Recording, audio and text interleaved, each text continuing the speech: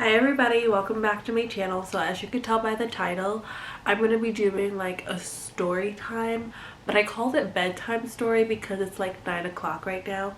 So yeah, something different. This is going to be a story about like the craziest VIP / champagne room I ever done.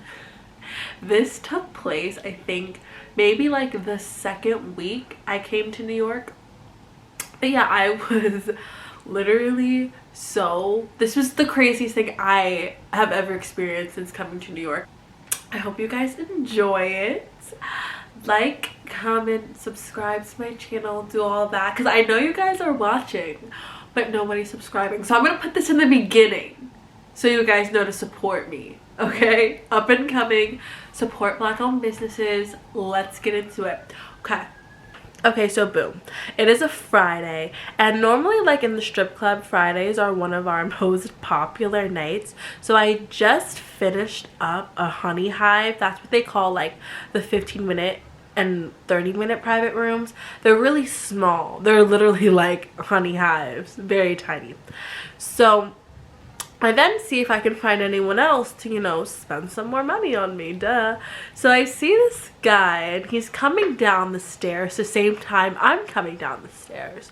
So I'm like, okay, well, might as well give it a shot. So I stop him and I'm like, hi, you know, I give him my whole, you know, thing, my whole script. And we actually start to hit it off. So we go sit down like on the main floor because my club has 2 floors. Well, it has 3 floors. They have like a cigar lounge up top, which is the roof where a lot of the girls do coke. And they have the 2nd floor where they have like the bachelor parties and the 15-minute, 30-minute honey hot. And then they have the downstairs where the bar's at, where the table dances happen. The stage is on the 1st floor, and also the bigger private rooms are also on the ground floor. So we end up on the 1st floor just getting a table. He asked me if I wanted a drink. Of course I ordered a Corona, as always. So we get to talking, and he is an Australian attorney. He lived in the Cayman Islands, which I thought was pretty cool. But he was in New York for business, which is like in Manhattan. That happens a lot, actually. Like a lot of guys are there from business. Like no one's normally from New York. So my hustle is kind of like, I'm really chatty. Like I get really shy. Plus I'm a Gemini, so I'll just talk and talk and talk. So it turns out we have the same birthday, by the way. And we're at the bar. We have another drink. We talk for a little bit more. And at this point, he is really feeling me. Like he genuinely likes me. And you know what? I kind of get lost in the talking because I feel like stripping is the only way that I could be like 100% myself, because I'm normally like a very, very shy, I'm soft-spoken person when I'm not at the club. Like that's just who I am. So when I get to talk to someone, make that connection, like it's really nice, but at the same time I'm still trying to get paid. So like at this point, like he's really feeling me, but I'm trying to convince him to like take this to the next level. Like I know he has money, he's a lawyer, we are on our 2nd run of drinks, we have the same birthday, for crying out loud. Let's just take this to the next level. Let's go upstairs and do a 15-30 minute private. Or why don't you spend some real money and take me to the back for an hour? And I feel like as a dancer, this is the most irritating thing a customer can do, is just, you know, want to drink. They just want to drink. They want to drink with you and they just want to chit chat. And they don't want to do anything. They don't want to spend any money. And we only got 1 dance in. So I only have like $20 from this guy. So we have our 3rd round of drinks. And at this point, he is like really, really feeling me, and I'm kind of getting very agitated. So in New York, doubles are like really popular, which I never knew that because I'm from the Midwest, and in small gentlemen's clubs it's kind of like I've been so used to doing my own thing. But you know, girls try to like do it 2 times, like ×2 all the time. So I'm talking to this guy. It's still just us. He's really feeling me. And out of nowhere, this girl comes up to right next to us, like another dancer, by the way. I'm gonna call her Selena because she's like she's like Colombian. She reminds me of Cardi B because she's from the Bronx, and she just has so much attitude.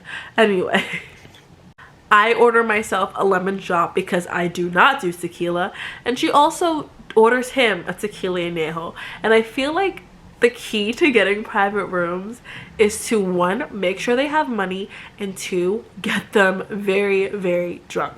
So he's kind of wasted at this point. We all are. So she's like, okay, why don't we go to the back? And I'm like, oh shit. She actually like, she's like, oh, well, you don't have to pay for it. Let's just see what the rooms look like. You know, you don't have to do anything right now. Why don't we just see what they look like? And he was a little like, no thanks. Because I knew he liked me. Like, I don't care how this went, I was gonna get my way. So I want to see if she could do it, because literally she got him in a room in like 10 minutes, being there 10 minutes, and I'm over here for like 30 trying to get this to happen, and I was failing miserably. Anyway, so she's like, okay, keep a lookout. So I'm like, okay, that's weird. So I go to the front of the room. We're in room number 11, by the way. So I'm like, I'm looking to see if anyone's coming so I can let her know.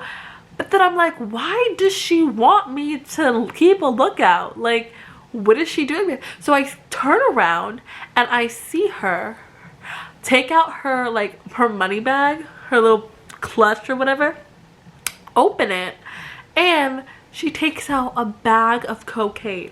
Like, a bag, it was like a big bag. It was kind of like this, yeah, like that.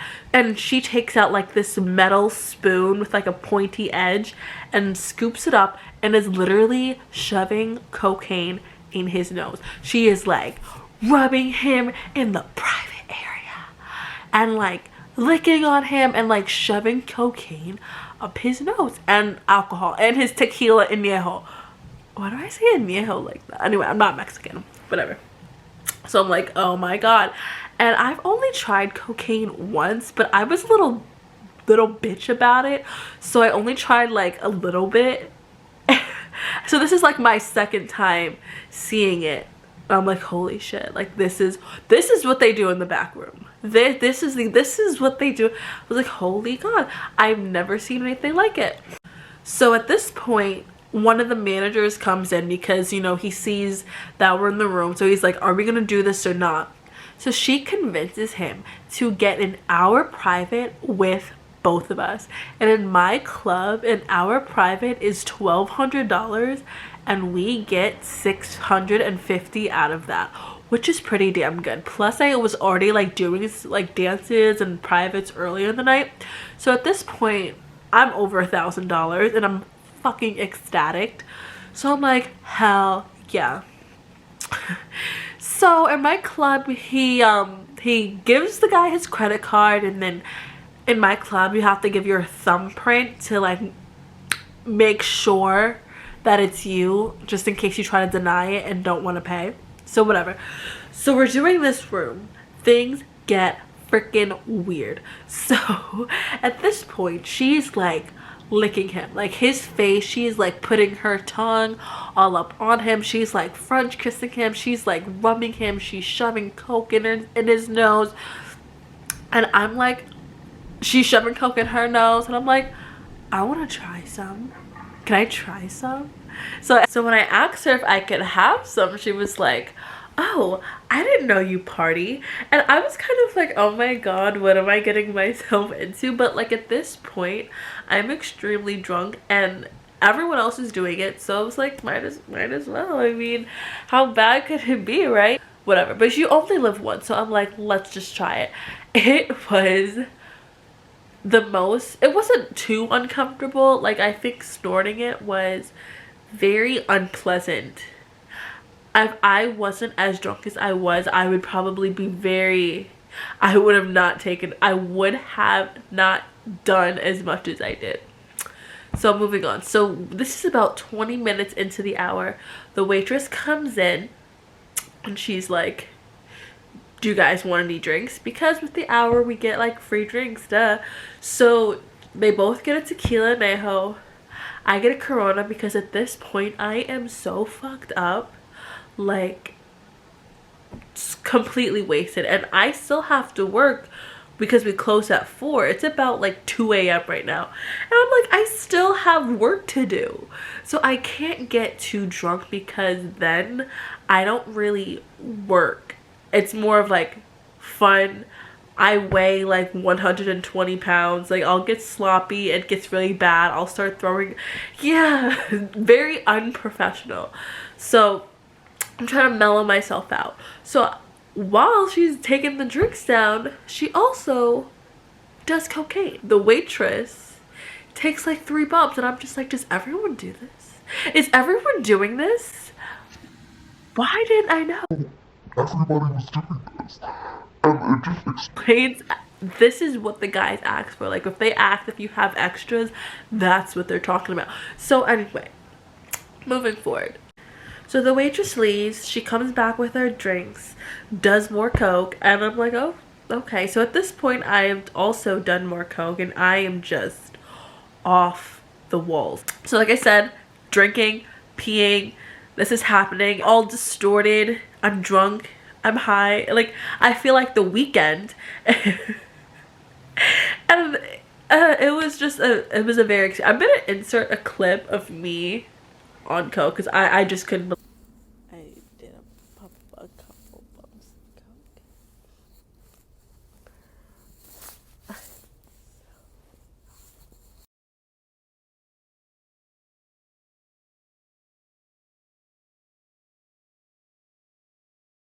Believe it. Anyway, so basically I get back to the room. It's just us doing cocaine all night for like an hour straight. It was because I've never done it before. So basically, okay, so our hour's over, no more. So we're like, okay, let's do another hour. Like, she's very aggressive, and she's like trying to convince this guy to do another hour. At this point, he already spent like he spent like 2,400 because it's 1,200 per girl plus the tip. Never forget the tip. And but she's really trying to make this happen. So what does she do? We could do 2 things. We could just take the tip and leave, or she decides to unzip his pants, and I saw his little pink uncircumcised pig in a blanket penis, and she puts her mouth on it. I was so fucked up, but I was like, oh hell no. But he was very into it. He was really in, and I'm like, oh my god. So I'm staring in disbelief. I'm very scared. I'm in the corner watching this take place. And what does he do? He gets another hour. Another hour. Basically, in that hour, we do the same thing as I just described. Same thing happened in that hour. And then, okay, that hour's over. So 2 hours are done. Now it's time for the tip. He ends up tipping us $700 per girl. And I'm like, holy shit. This is incredible. This is what I came to do. This is why I came to New York City. Before quarantine, of course. But like, I was like, oh my god, like, yes. So basically the 2 hours are over, and at this point I think we have about 30 minutes left because it's about like what, like 3:30. I don't know. I don't know this whole timeline. It's probably been off this whole story. Oh well. But the club is kind of emptying out. It's not as poppin'. So I'm like, I'm gonna go home. I think I've made at least $2,000 tonight. I think I could give it a rest. Plus, you guys, I am wasted. I am high off my ass. Like, this, I was not feeling good. I felt invincible. I felt incredible. I felt like I was in an animation film. Like, that's how good I was feeling. Want want. But yeah, I was like, holy shit. So I'm getting ready to leave. I'm at my locker trying to, you know, parlay, but I just can't. Like, I'm falling down. I'm just so disorientated, and like one of the girls is like, you good?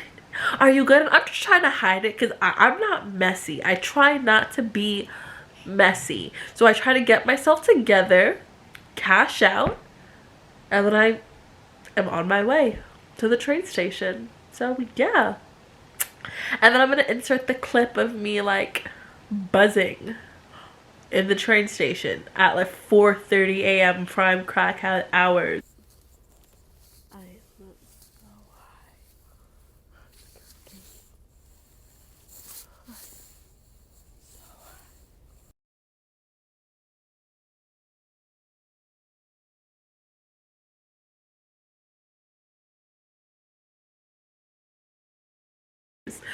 But yeah, that's my VIP experience, y'all. Thanks for watching. Like, comment, subscribe.